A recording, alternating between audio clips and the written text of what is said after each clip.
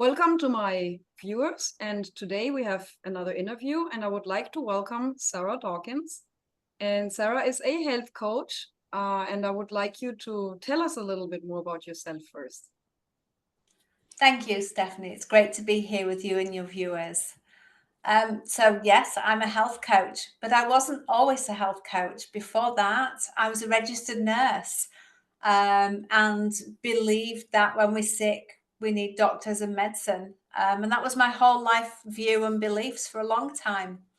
But once I started healing myself of a whole range of different things, I slowly started to see that actually being a registered nurse wasn't in alignment with what I wanted to be and what I wanted to do. So I trained as a coach and left my job as a nurse so that I could help others to heal themselves too. That is awesome. And you are not over here in the US, you live in the UK, right? I'm from the UK, but I live in Spain. Okay, yes, right, now I remember. Because our listeners don't know that we have talked to each other before, and No. yes. So, as a health coach or as a nurse, did you yourself ever have any health issues before? Yes, I did. Would you I've like to tell us had, about that? yes, I started with psoriasis and acid reflux, and then developed eczema. And then over a period of years, I went on to develop candida, chronic joint pain, um, an underactive thyroid. I burnt out my adrenal glands with stress and went on to depression with suicidal thoughts. Wow. Yes. Yeah. So, all the issues you faced in the past, was that the reason you went into the medical field, or did that transpire later after you No, already were that in the medical field? because of having those symptoms, I was always in the medical model using the pharmaceuticals. It wasn't until I started looking at natural healing that I realized how powerful our bodies are, Yes. and started looking at what I can do to support myself, to step outside the medical model. But that took a whole mindset shift to be able to do that, because when you live your life going down a train of thought that this is all there is, and Yes. you can't see anything else outside, it's quite mind blowing suddenly when the blinkers come off, so to speak, Yes. and you can see everything else that you've never seen before. You see in color. Yes, yes, you do. So, were you able to heal all of your medical issues or some of your medical issues? And if yes, how did you do that? I healed all of it That is amazing. over a So period of amazing. time, though not all at once. Isn't it just? And I, when I first started, I just first started tweaking my diet and lifestyle, cutting out lactose and gluten because I was still in that medical model. So I was still only looking at the physical things that I could do, nutrition, exercise, sleep, and hydration. That was my focus at first. And just tweaking my lifestyle and getting more outdoor time in the sunshine and cutting out the lactose and gluten, I healed acid reflux, psoriasis, and eczema in about a month. And that was It's the amazing. first real healing that I saw my body doing outside of regular cuts and bruises. It was like, wow, there's really something in this. We can heal our bodies. And here I am doing just that. So then I started looking at what else I could do to heal, because those were my only real complaints initially. Then I went on to get candida, so I started cutting out carbohydrates like bread, rice, pasta, potatoes, um, but not all the other carbs, fruit, vegetables, salads, and healed the candida. The joint pains, I actually wasn't in the physical level then doing that. I went to a chiropractor and had acupuncture and manipulation. So I didn't do anything emotionally or mentally or spiritually to heal those. I allowed the chiropractor to do what he did. And I so bought into his methods that my belief and what he did healed. I had 2 frozen shoulders, dodgy neck and dodgy back. So healed all of that through chiropractic manipulation. My thyroid, I've since realized, is our thyroid problem is never a thyroid problem. There's been a whole host of other things first that we've just dismissed in our body. You know, well, it's just a little niggle, it's just a little headache, it's just a little irritable bowel, it's just a little, and we just keep pushing it away. So eventually our body goes, here's the thyroid, it's at the end of the line. This will make you really listen to what I'm trying to tell you. So to heal my thyroid, I had to really clean up my lifestyle, and I stopped using the toxic products, the shampoo, conditioner, laundry, cleaning. I stopped using air fresheners and just went down the whole natural. Either I buy it a natural product or I make it myself, and beauty products as well.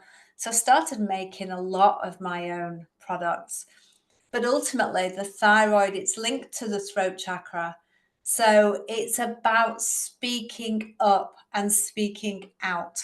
Yes. And I'd felt in that my thyroid stopped functioning fully when I was in that depressed state.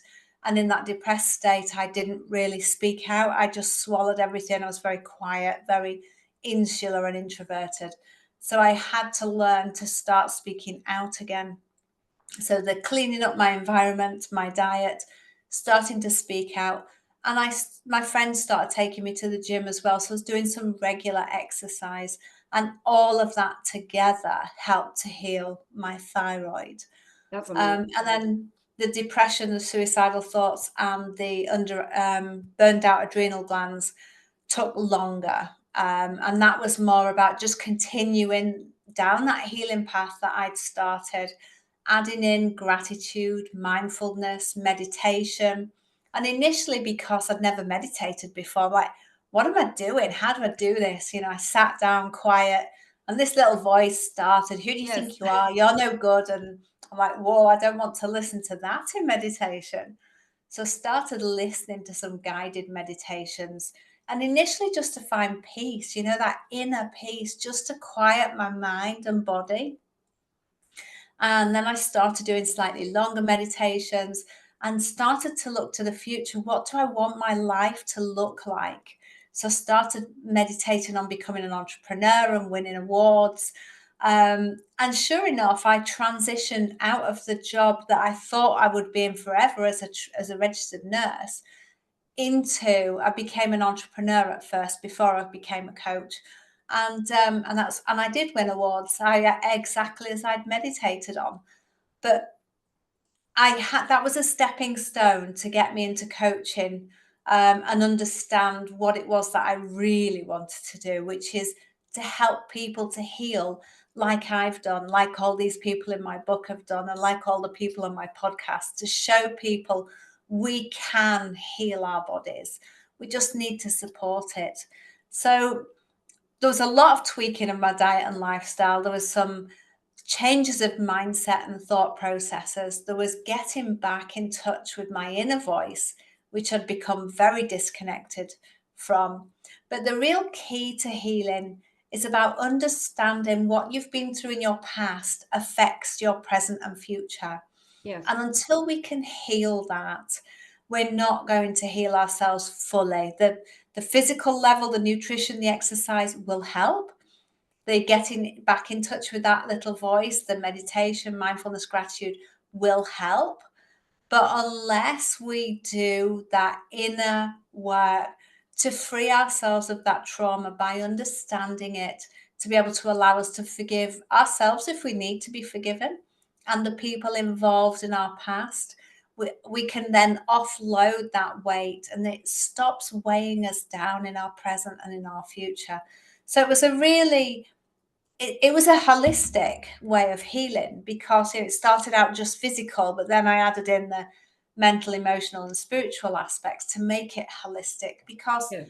as a body, everything's interconnected. We don't have anything in isolation. Everything affects everything else. So healing has to encompass all of that as well. That's great. Yes, I agree with that, especially as a practitioner of several Eastern martial arts. Everything is holistic, everything is connected. So you're an author. Yes. Tell me about the books you've written. So I started off writing my own journey of healing because now I'd taken these blinkers off and life was in colour that I'd never seen before. I wanted to share it with the world. So I was a bit naive, thinking, maybe a lot of the world don't know this because I didn't, because I was in that medical model. So I wanted to share everything I'd done to heal all the different health problems I'd done. And when I'd written it all out, I just thought, well, it's only me and it will help some, but it won't help a lot of people. So I reached out on social media and asked for people who'd healed, would they like to share their healing too?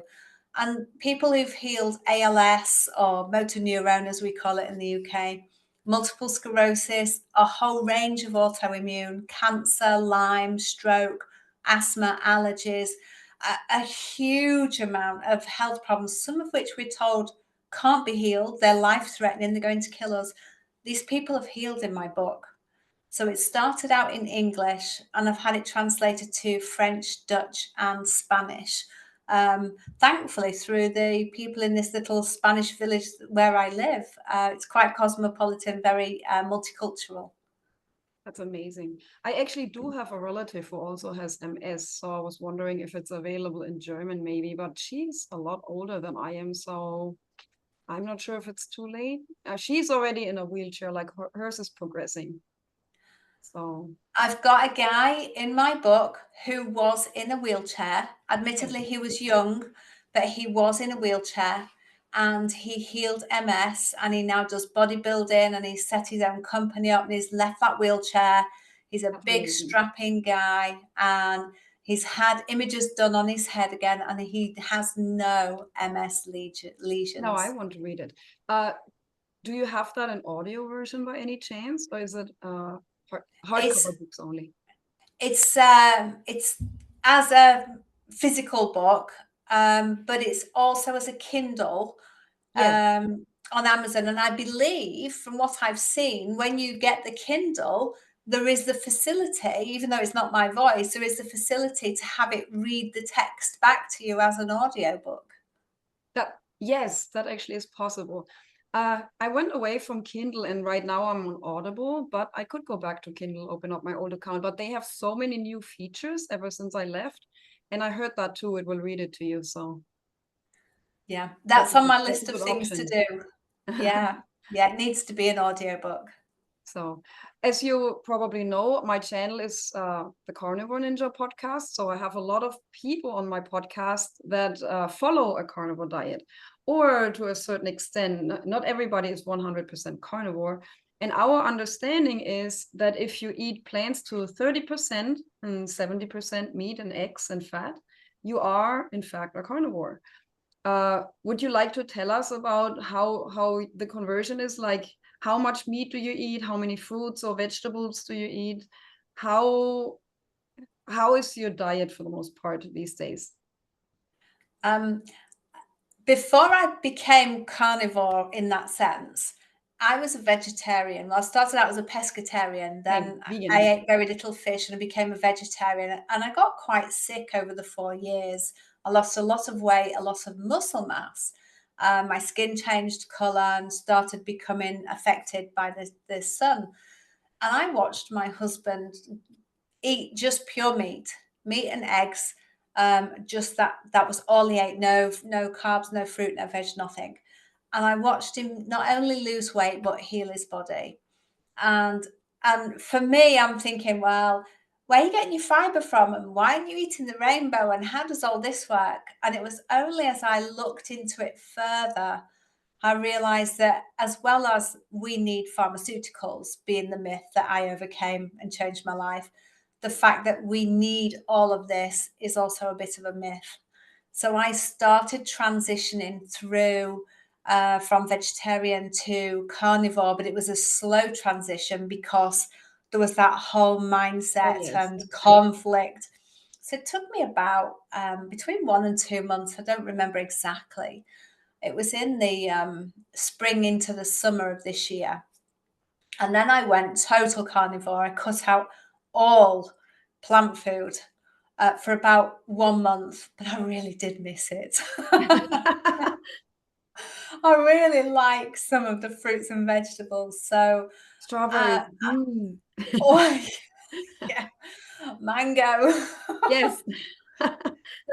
So I possibly have maybe one piece of fruit, or when was it? It was Sunday yesterday, and I cooked a roast dinner, and I did a bit of red cabbage and asparagus on the side, but it was predominantly meat. So outside of that, I'd maybe say about 4 to 5 times a week, I maybe have 1 or 2 pieces of fruit or vegetables. So not a lot. Yes. But I found I needed it. I couldn't just be purely meat and eggs only. And I'm still sensitive to dairy. As much as I love it, it doesn't love me. So the transition took me a while, and then I've transitioned back to eating a little bit. So predominantly, I would say maybe 90% of my diet is meat, fish, eggs, and fat. That's awesome. So you heal everything, which is the story that we share. It's the same with me. I like to hear when people heal everything. It feels good in your heart, Yes. especially Yes. if you were the one who recommended the diet to other people. Did you have a relapse today, or are your symptoms still all gone? No, I think I'm detoxing. I've got a couple of spots. I've got a bit of psoriasis under this eye. And I think my body is just having a bit more of a purge and a clear out, because I've done nothing different. My skincare routine is exactly the same. There is no reason for me to be having these few symptoms, and it's literally all on my face. So I think my body's having a purge, having a clear out. Yes. How do you foresee your future? Would you like to keep going with the routine that you have in place right now, Yes. dietary and holistically? Yes. I'm enjoying eating again, and without even going to the gym, just with everything I do, living in the country, in the campo, as they call it in Spain, I have rebuilt the muscle that I lost as a vegetarian. That's And amazing. I've had several people comment, maybe not this last couple of months since I've had this bit of a breakout, but up to then, I've had lots of people comment on the difference they see in my skin and my energy levels. So it's, without telling people made this change in my eating, they've seen it in my physique. Yes, and you seem very energetic and very enthusiastic about things. Not like Yes. a depressed person at all. You seem like renewed. So that's good to hear. Uh, what would you tell my listeners if they are still in doubt about changing their lifestyle, maybe even going carnivore or going holistically? What would you tell them? Try it, because a lot of times we live in fear, and it's fear of the unknown. And ultimately, every day that comes is another unknown. We can never predict what's going to happen in the future. So try it, see how your body reacts. If you don't like how it reacts, go back to how you were, and you've lost nothing. True. But if you enhance your health and wellness, then you've gained everything. Yes, that is so amazing. And that is so true too. And now I really want to read your book. I actually get it on Kindle. Ah, that was wonderful. Trying to think. Where can people find you? Thank you, Stephanie. If people want to go to my website, www.sarahdawkins.com, that's SARAHDAWKINS.com. All my social media links are there, links to my podcast, my books, my course, everything, my email. You can find everything you need to know about me on my website. That is so awesome. Okay, thank you for listening, everybody. Sarah, thank you for coming on my show. It was a joy to have you here. And please check out Sarah, find her online, and read her book. Okay. Please come Thank you, back Stephanie. in, and have a great day.